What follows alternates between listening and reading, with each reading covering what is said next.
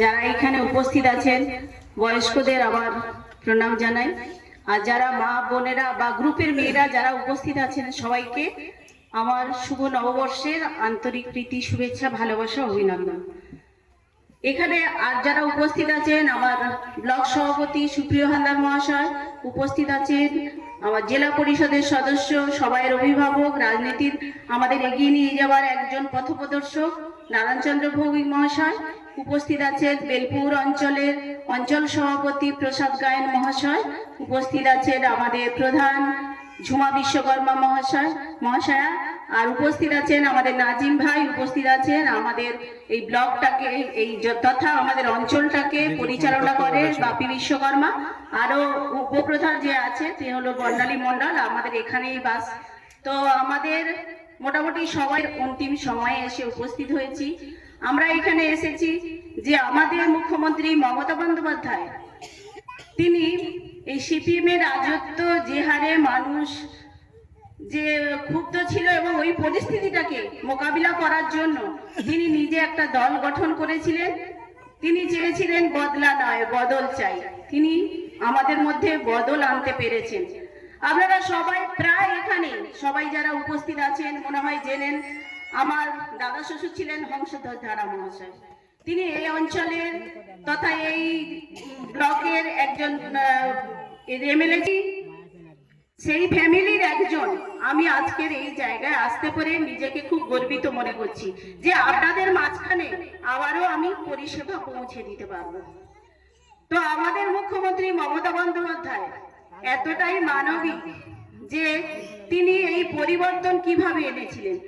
আপনারা মনে হয় আমাকে চেনেন, কারণ এই রাস্তা দিয়ে হেঁটে হেঁটে আমরা স্কুলে আসতাম, নিশ্চিন্ত স্কুলে যেতেন। এখানে যারা আছেন অর্ধেকের বেশি মানুষ প্রায় আমাকে মনে হয় চেনেন, আমি মনে করি, কারণ সেই 1 নম্বর তথা সূর্যনগর গ্রাম পঞ্চায়েতে আমার বাপের বাড়ি, এবং সেখান থেকে হেঁটে হেঁটে নিশ্চিন্তপুর পুরো 1.5 ঘন্টা রাস্তা হেঁটে, এবং কাদা ছিল, আমার ভালো মনে আছে যে সেই কাদা রাস্তা হেঁটে আমাদেরকে স্কুলে যেতে হতো।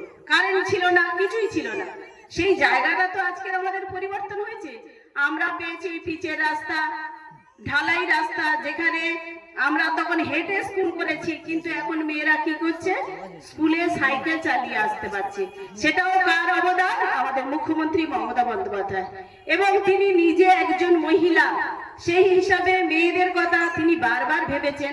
এখানেও যারা উপস্থিত আছে কর্মী ছাড়াও বেশিরভাগ আমাদের মহিলারা উপস্থিত আছেন। তিনি নিজে মহিলা বলেই মহিলাদেরকে বেশি প্রায়োরিটি দিয়েছেন। আমাদের বেশিরভাগ জায়গায় যেমন আমাদের প্রধান আছে মেয়ে ছেলে, উপপ্রধান মেয়ে, আবার আমি আজকের আপনাদের মাঝে এই জায়গায় এসেছি, আমিও একটা মেয়ে। অতএব আমাদের মেয়েদেরকেও ভাবতে হবে, তিনি একজন মহিলা হয়ে যেটা ভেবেছেন মেয়েদের হাতে কিছু পয়সার দরকার, সেই জন্য তিনি কি করেছেন, লক্ষ্মীর ভান্ডার দিয়েছেন প্রকল্প, সেটা মেয়েদের প্রত্যেকের হাতে পৌঁছে গেছে লক্ষ্মীর ভান্ডারের প্রকল্পের পরিষেবা। সেখানে কিন্তু তিনি ভাবেননি কে সিপিএম করেছিল, কে বিজেপি করেছে, কে আইএসএফ করছে, এটা কিন্তু কোনোদিন তিনি ভাবেননি। প্রত্যেকের মেয়েদের হাতে এই পয়সাটা তিনি তুলে দিয়েছেন। এছাড়া কি করেছে, ঘর এখানে বা আমার ব্লকে অনেক জায়গায়ও আমি দেখেছি বিজেপি করে, কিন্তু দিদিকে ফোন করেছে, সেখানেও দিদি কিন্তু কোনো প্রতিবন্ধকতা দেখায়নি। আমাদের যারা অঞ্চল নেতৃত্ব আছে তারা কিন্তু তার বাড়িতে ঘরটাও পৌঁছে দিয়েছে। অতএব আমাদেরও ভাবতে হবে যে আমাদের মুখ্যমন্ত্রী মানবিক মুখ্যমন্ত্রী। আমরা মায়েরা বোনেরা যারা উপস্থিত আছি তারা প্রত্যেকে দুটো পয়সার জন্য বা বাচ্চাটাকে কি খেতে দেবো সেই হিসাবে পরের দিন তারা কি স্কুলে টিফিন নিয়ে যাবে তার জন্য স্বামীদের কাছে হাত পাততে হতো। এখন আর সেটা মনে হয় করতে হয় না। প্রত্যেক মেয়েরা প্রায় নিজেদের পয়সা নিয়ে নিজেরা খরচ করার মতো স্বাধীনতা পায়। এই সময় বিজেপি সরকার কি করেছে, যতবার ভোট এসেছে একটা একটা প্রতিশ্রুতি নিয়ে এসে হাজির হয়েছে। কোন সময় বলেছে যে মুখ্যমন্ত্রী যদি 1,500 টাকা করে দিয়ে থাকে আমরা দেবো 3,000 টাকা, কিন্তু প্রতিশ্রুতি সবসময় প্রতিশ্রুতিই থেকে যায়, কোনোদিন সেটা বাস্তবায়িত হয়নি। এর আগেও হয়নি, আজও হয়নি। বারবার প্রত্যেককে বিভ্রান্ত করার জন্য ওরা আসে, কোনোবারে কোনো কথা দিয়ে ওরা কথা রাখেনি। কারণ যখন ঝড় হয়েছে, দুর্যোগ হয়েছে, যখন আমফান হয়েছে মানুষের পাশে কে ছিল? আমাদের মুখ্যমন্ত্রী মমতা বন্দ্যোপাধ্যায়। তখন কিন্তু বিজেপি থেকে কেউ এসে বলেনি যে আমরা আছি আপনাদের পাশে। তো বারবার আমাদের যখন যে প্রয়োজন হয়েছে আমাদের পাশে এসে দাঁড়িয়েছে আমাদের মুখ্যমন্ত্রী মমতা বন্দ্যোপাধ্যায়।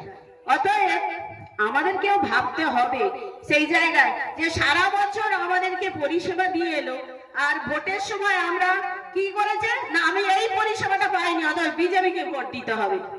এই মানুষের সঙ্গে সব মানুষের মধ্যে এই মনোভাবটা বন্ধ করতে হবে যে আমরা সারা জীবনভর পরিষেবা পেলাম, অথচ ভোটের সময় ভাবতে হবে আমাদের যে একে দেবো না ওকে দেবো।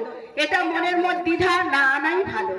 তো এই অঞ্চলের তথা এই যে আমাদের এই বুথের যারা পরিষেবা দিচ্ছে, আমাদের প্রধান বাপি বিশ্বকর্মা যেটা বললেন, এখানে আমি অনেক কিছুই শুনেছি। তো ওনারাও আমার কাছে গেছেন। তো এখানে সূর্যনগর অঞ্চলের যে মানিক মন্ডল আছেন উনি আমার সম্পর্কে দাদু হয়। তো উনিও অনেক পরিষেবা এদেরকে পৌঁছে দিয়েছে এবং সেই হিসাবে ওরা আমার কাছেও গেছে, আমাদের প্রধান সাহেবের কাছেও গেছে। সেই হিসাবে নিজেদের ভুল বুঝতে পেরে একটা জায়গায় এসে পৌঁছেছে, খুবই আনন্দের বিষয়।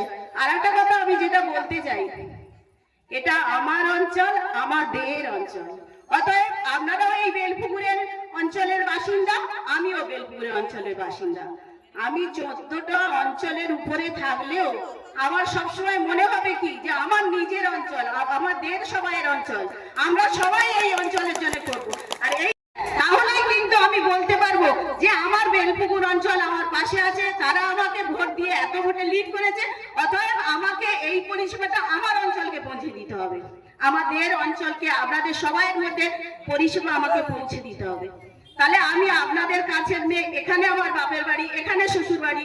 অতএব আমি চাই যে আপনারা আমার সঙ্গে থাকুন আগামী দিনে এগিয়ে যাওয়ার জন্য। আর সেই ক্ষেত্রে আমিও চাইবো আপনাদের ঘরে ঘরে কিভাবে পরিষেবা পৌঁছে দিতে হয়।